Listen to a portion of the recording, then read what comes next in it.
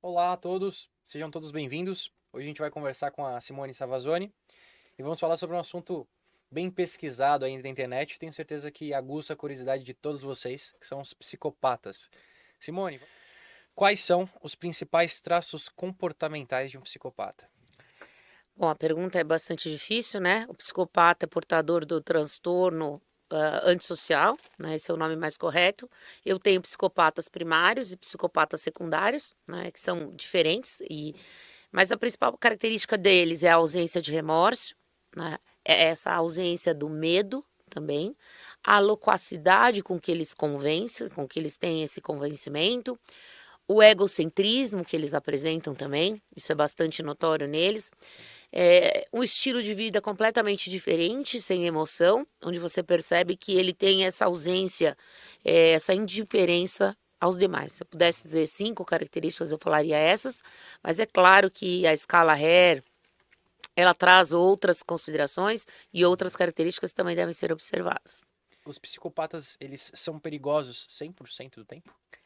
Não, essa resposta é completamente negativa. Os psicopatas portadores do transtorno, eu insisto, portadores do transtorno antissocial não são perigosos 100% do tempo.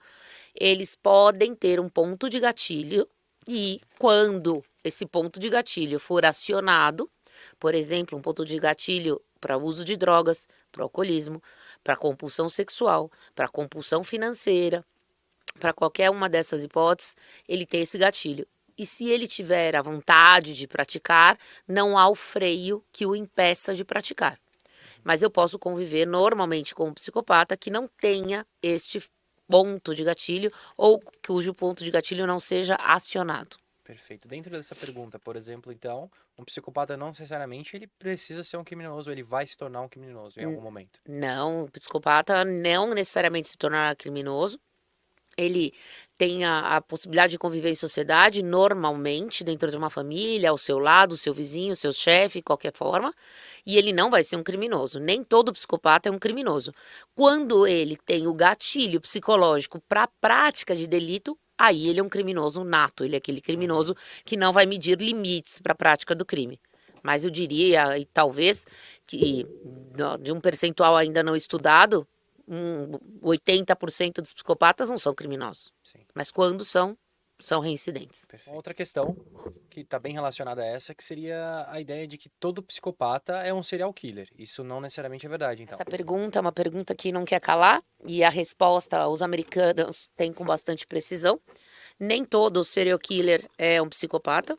Para ser considerado um serial killer, basta que ele cometa reiteradamente o mesmo crime, da mesma maneira, Sim. por 3 vezes.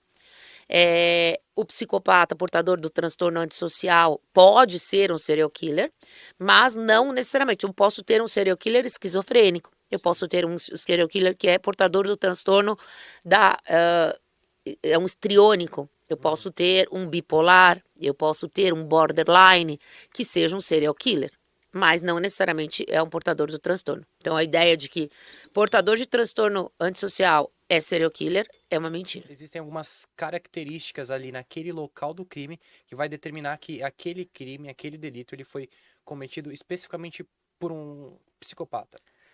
Talvez o que eu possa responder é que a maneira com que ele praticou, ou quando preso em flagrante, a maneira com qual ele relatou a prática do crime, eu consiga perceber ali indícios do transtorno, né? Aí é a hora que você começa a perceber. Agora, existe um crime típico do portador de transtorno? Não, porque, como eu disse, o que mais importa é o ponto de gatilho que o Uhum. leva à prática, porque como ele não tem o freio, ele não tem o remorso, ele não tem a sensibilidade. A Sim. partir do momento que ele fala, eu tenho vontade de matar alguém, eu tenho esse instinto assassino, ele não tem o freio, ele mata. Eu Sim. tenho esse instinto de estuprador, eu tenho essa libido sem controle, ele não tem esse freio. E aí ele comete. Quantos de nós não queremos cometer delitos e não cometemos? Sim. Né? Porque temos o freio. O que que te levou a estudar a psicopatia? Em que momento você vivenciou ela na sua vida e o que te fez querer aprofundar esse conhecimento, esse saber sobre os psicopatas?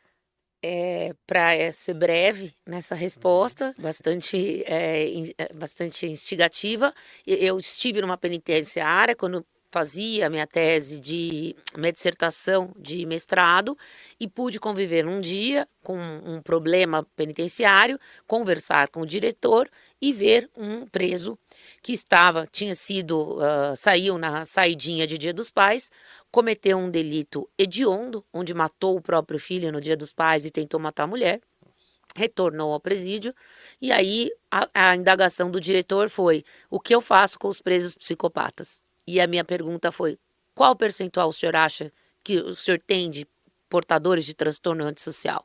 Ele disse, em média, 70%. Então, o senhor está me dizendo que dentro da penitenciária 70% é psicopata, é portador de transtorno? Ele disse, indicialmente sim. Eles têm o gatilho. Agora, o que ele diz é, o psicopata puro, que eles chamam, ele é só psicopata? Não.